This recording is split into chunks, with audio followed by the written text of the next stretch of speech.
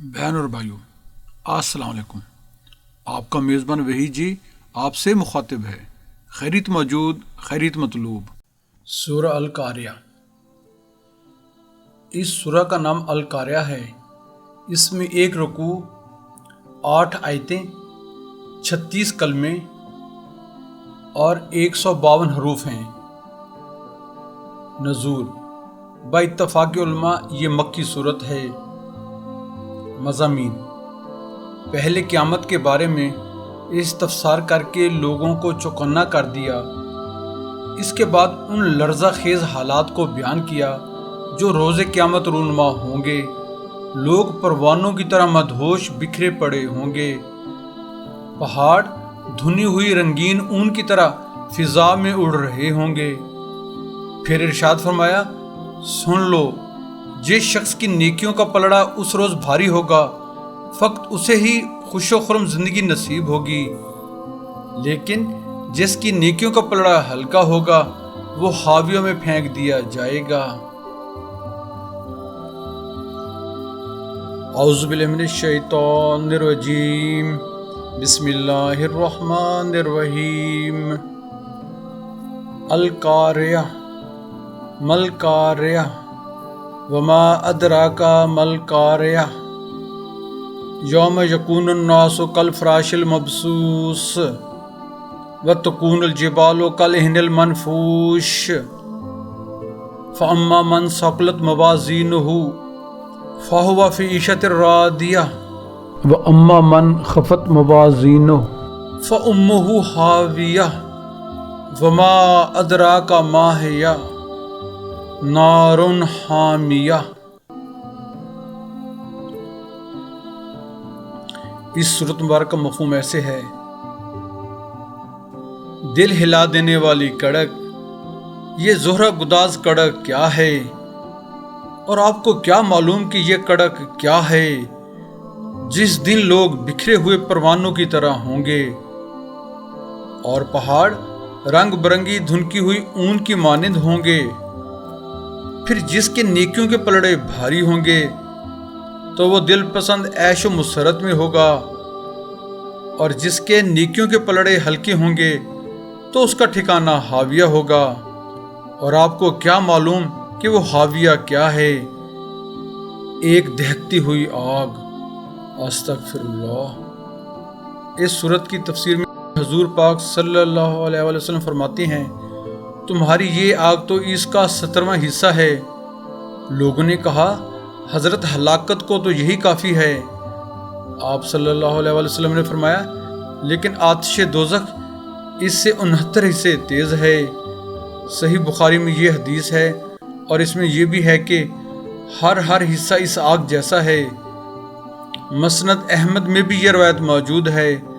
مسند کی ایک حدیث میں اس کے ساتھ یہ بھی ہے کہ یہ آگ باوجود اس آگ کا 17واں حصہ ہونے کے بھی 2 مرتبہ سمندر کے پانی میں بجھا کر بھیجی گئی ہے۔ اگر یہ نہ ہوتا تو اس سے بھی نفع نہ اٹھا سکتے۔ اور حدیث پاک میں یہ بھی ہے کہ یہ آگ 100واں حصہ ہے۔ طبرانی میں ہے، جانتے ہو کہ تمہاری اس آگ اور آگ جہنم کے درمیان کیا نسبت ہے؟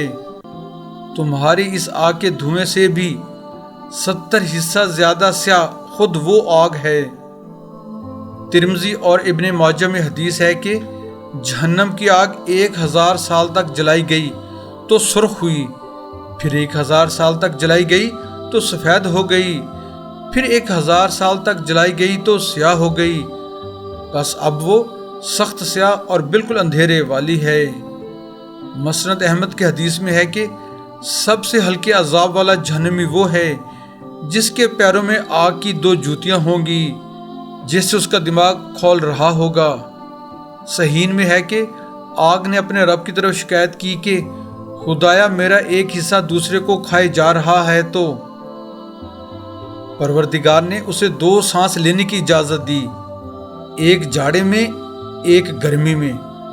پس سخت جاڑا جو تم پاتے ہو یہ اس کا سرد سانس ہے، اور سخت گرمی جو پڑتی ہے یہ اس کے گرم سانس کا اثر ہے۔ اور حدیث پاک میں ہے کہ جب گرمی شدت کی پڑے تو نماز ٹھنڈی کر کے پڑھو، گرمی کی سختی جہنم کے جوش کی وجہ سے ہے۔ حضرت امام ابن مبارک رحمۃ اللہ علیہ نے حضرت ابو ایوب انصاری رضی اللہ تعالیٰ عنہ سے یہ روایت نقل کی ہے کہ جب کسی بندے کی روح قبض کی جاتی ہے تو اللہ تعالیٰ کے بندوں میں سے اہل رحمت اس سے ملتے ہیں، جس طرح کہ وہ دنیا میں مبارکباد کے لیے ملتے ہیں، اور اس کے پاس آتے ہیں تاکہ اس کے احوال پوچھیں، اور آپس میں ایک دوسرے کو کہتے ہیں اپنے بھائی کا خیال رکھنا تاکہ یہ راحت و سکون پائے، کیونکہ یہ انتہائی کرب میں مبتلا تھا۔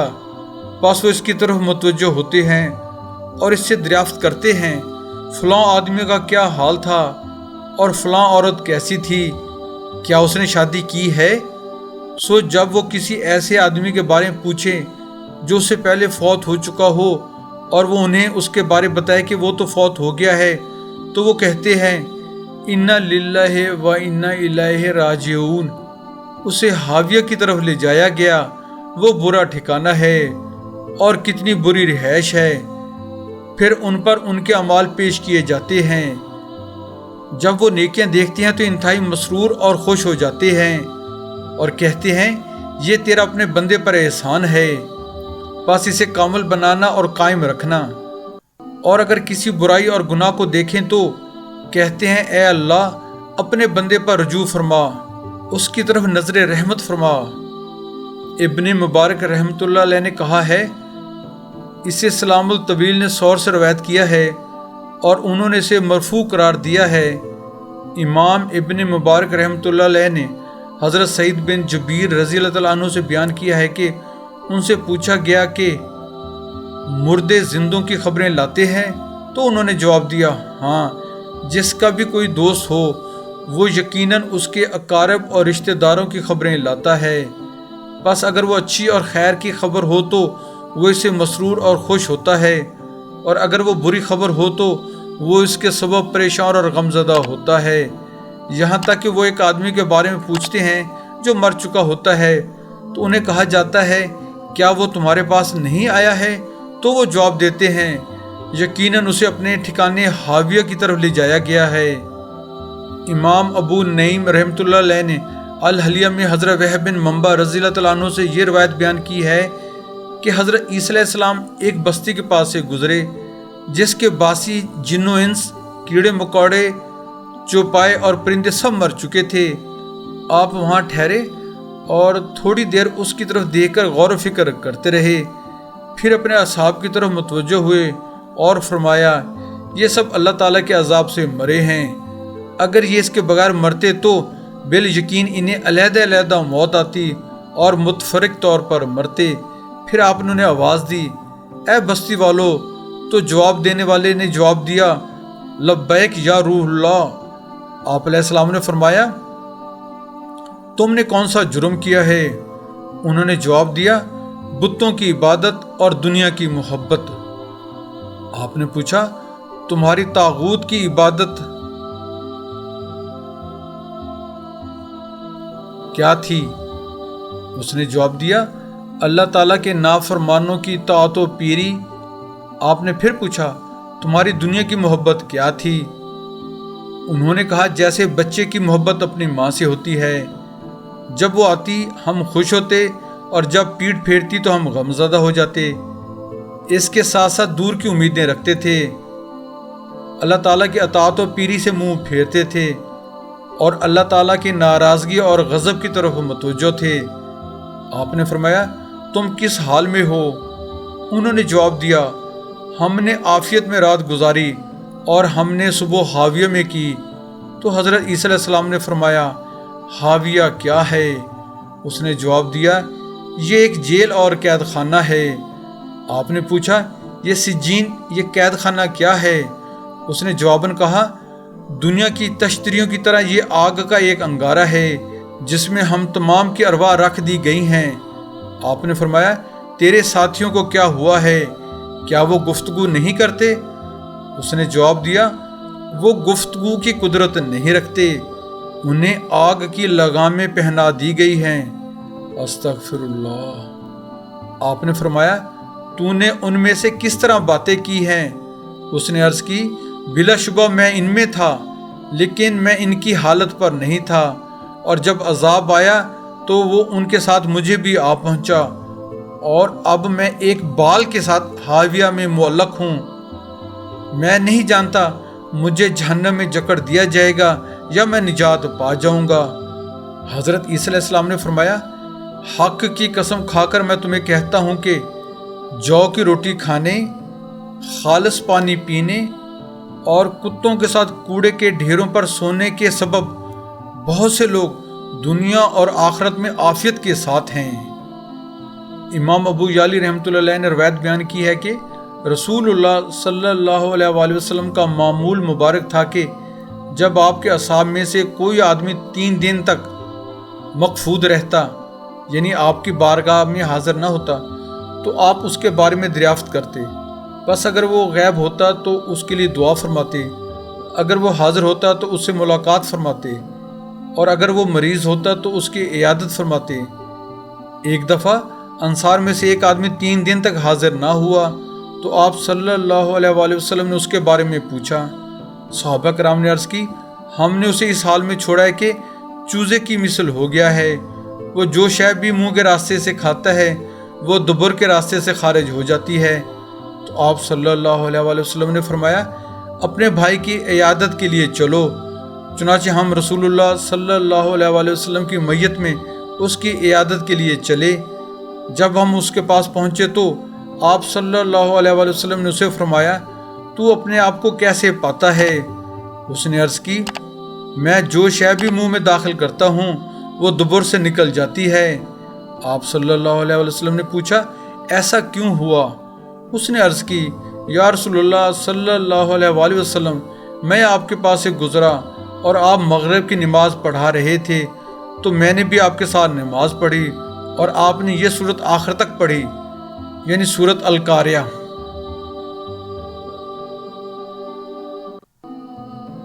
تو میں نے یہ دعا مانگی، اے اللہ، جس گناہ پر مجھے آخرت میں سزا دینے والا ہے اس کی سزا مجھے دنیا میں پہلے دے دے۔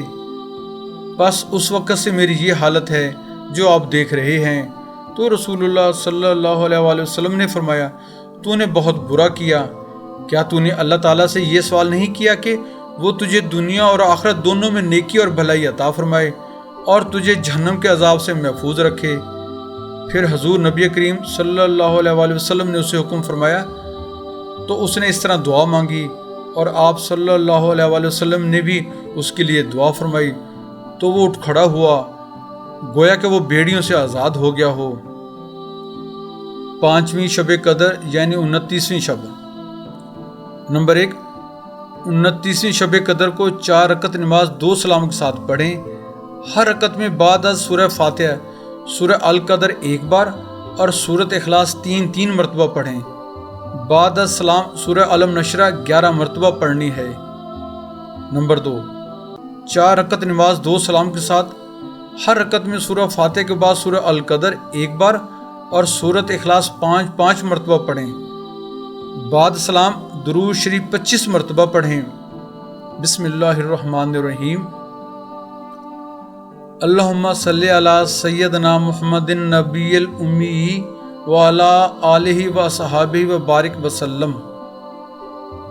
خاص وظیفہ 29ویں شب۔ 29ویں شب کو 3 مرتبہ سورہ واقعہ پڑھیں، یہ ترقی رزق کے لیے بہت افضل ہے۔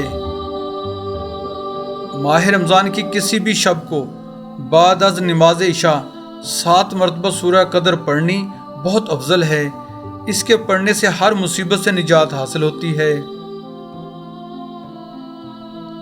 29ویں دن کے وظائف۔ نمبر 1، بعد از نماز فجر یا عظیم 200 مرتبہ پڑھیں۔ بعد از نماز ظہر یا رزاق 200 مرتبہ پڑھیں۔ بعد از نماز عصر یا حکیم 200 مرتبہ پڑھیں۔ بعد از نماز مغرب یا سمیع 200 مرتبہ پڑھیں، اور بعد نماز عشاء استغفار 40 مرتبہ پڑھیں۔ بسم اللہ الرحمن الرحیم۔ استغفر الذی لا الہ الا هو الحی القیوم واتوب الیہ۔ آخری عشرے کی دعا۔ اللہم اجرنی من النار، اے اللہ مجھے دوزخ کی آگ سے بچا۔ یہ تسبیح ہر نماز کے بعد 111 مرتبہ کرنی ہے اور جہنم سے آزادی کی دعا مانگنی ہے۔ دعا ہے اللہ تعالی ہمیں بعمل ہونے کی توفیق نصیب فرمائے اور ایک دوسرے کو دعاؤں میں یاد رکھیں۔ جزاک اللہ۔ اگر آپ ہمارے YouTube channel Islam T V by بہی جی پر نئے آئے ہیں تو ہم آپ سے ملتمس ہیں ہمارے چینل کو سبسکرائب کر کے بیل آئیکن پر کلک کر لیں، آل کو چیک ان کر لیں، ہماری ویڈیوز کو اپنے حلقہ احباب میں شیئر کریں۔ جزاک اللہ۔